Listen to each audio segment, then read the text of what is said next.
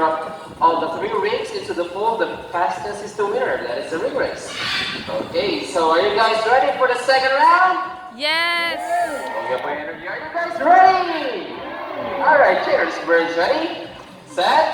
Go! Come on guys, let's shoot for Azul to win the sun. Here comes Blue leading the way. Come on, Azul, catch up!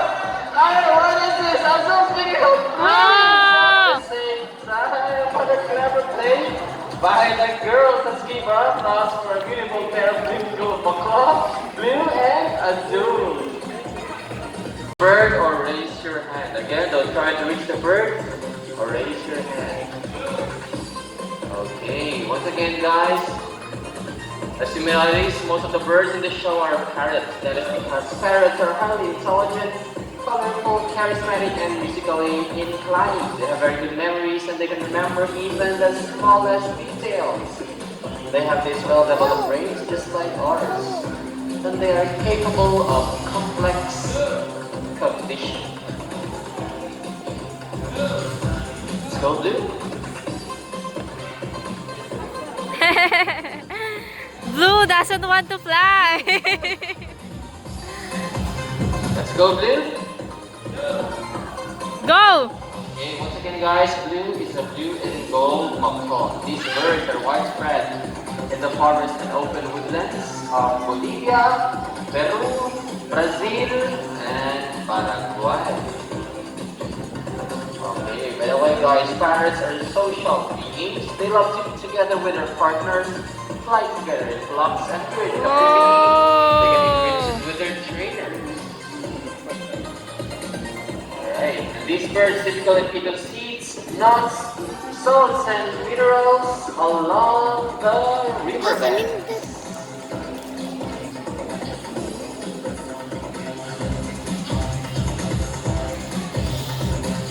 Alright, there you go. Nice guys. Blue, let's give an applause for flying macaw, Blue. Now at this point, I'll be needing an adult bill or any money bill will do. 20, 50, 100, 500.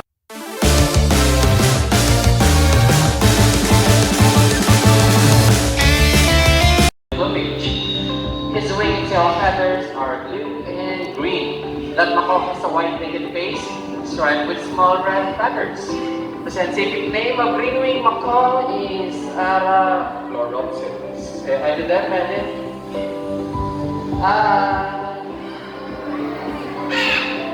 Okay, so on your left, that's Goldie, and he is a blue and gold macaw. Blue and gold macaw has a beautiful shade of blue on their back, and a solid shade of yellow on their belly and inner wings. Their eyes and beaks are solid black. Scientific name of blue and gold macaw is Ara Ararauna. Say hi to them, Goldie. Hi. Okay, so with me here is our Eclectus parrot, and her name is Red. Eclectus parrots are very unusual in the parrot family. That is because of their extreme sexual dimorphism, meaning there are striking visual differences between the male and the female bird. And you can easily distinguish by just looking at their feathers. Red right here is a female Eclectus parrot. That is because of her bright red colored feathers. Whereas of the male, they will appear bright green colored feathers. Okay, just to clarify guys, Bandit is a green-winged macaw and Red is an Eclectus parrot. So this is imagine. These two are different species of birds. So Eclectus parrot's scientific name is Eclectus roratus, and they can live up to 30 years old. For our macaws, Bandit and Goldie, they can live up to 70 years old. So that's it for our 3 types of parrots here in Cebu. In parrot, we have a green-winged macaw, Bandit, our Eclectus parrot Red, and our blue and gold macaw, Goldie. Although this shape box puzzle is a learned behavior, this is not possible without Bandit's intelligence, memory, and perception. Again guys, parrots have very good memories and they can remember even the smallest details. They use this skill in the wild to find food and find shelter. There you go, intelligent, right? A round of applause please for green-winged macaw, Bandit. Part of the program will leave most people baffled and amazed. Demonstrators, do you think birds can do math? Yes or no? Yes? Alright, so before we proceed, I'll be needing two numbers from you guys. Between 1 to 50. Alright, first number please. How about this side? 1 to 50. 3. It's number 3. Okay. How about this side? A higher number naman this time. 44. Okay, it's 44. Our mathematical wizard can solve this equation for us. But before that, just let me shuffle the numbers first.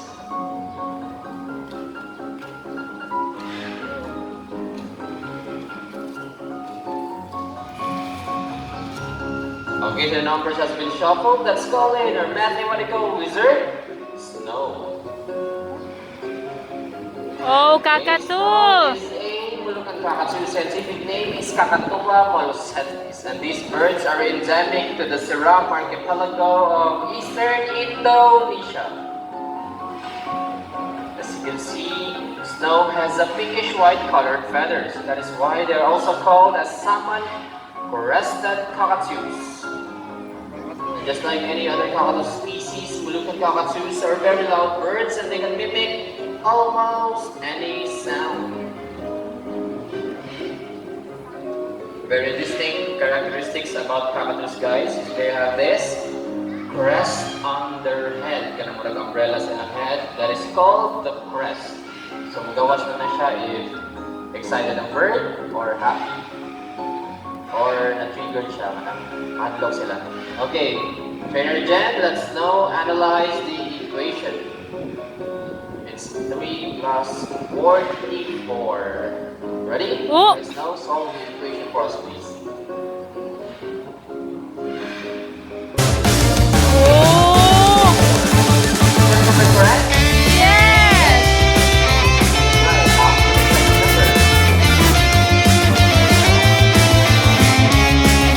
Up, up, up! Oh!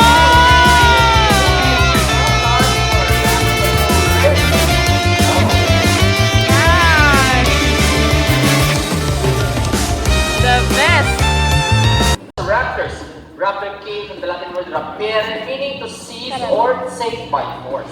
And these birds are characterized by their excellent flying ability. And they have this keen vision. So around the world, there are 446 species of raptors. And here in Cebu Ocean Park, we have two kinds of raptors.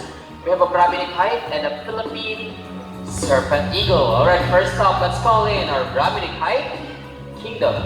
Oh! Alright, Brahminic heights scientifically known as Haliastur indus.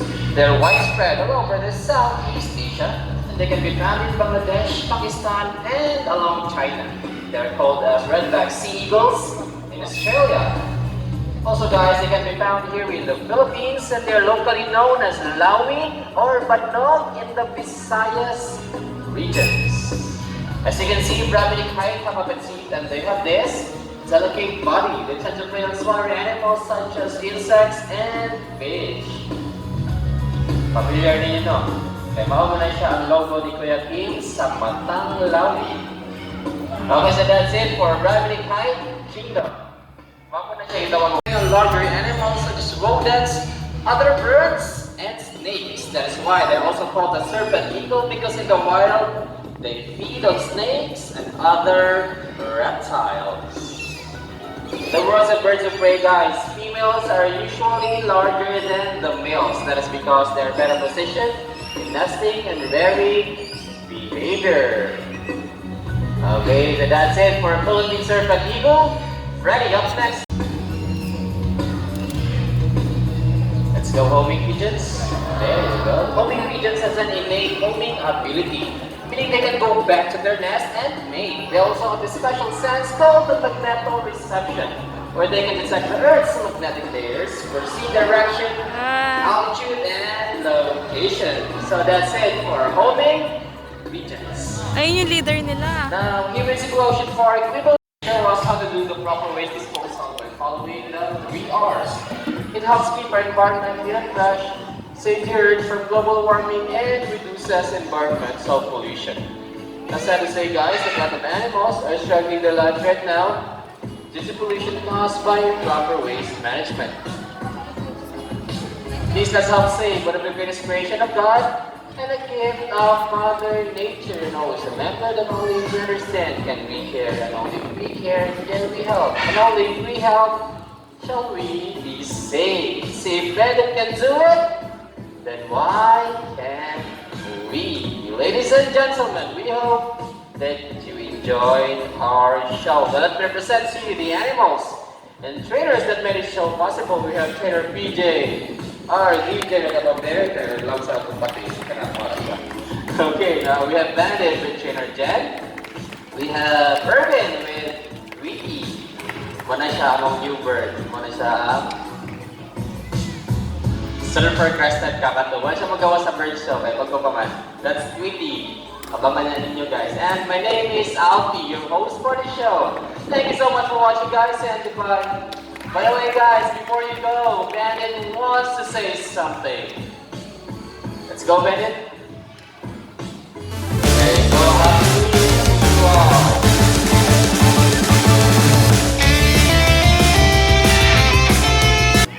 Eat for our bird show watching. Sobrang ganda, sobrang the best experience. Live ko nakita yung mga different kinds of parrots. Oh, I love birds. Yeah, I have pets. Okay.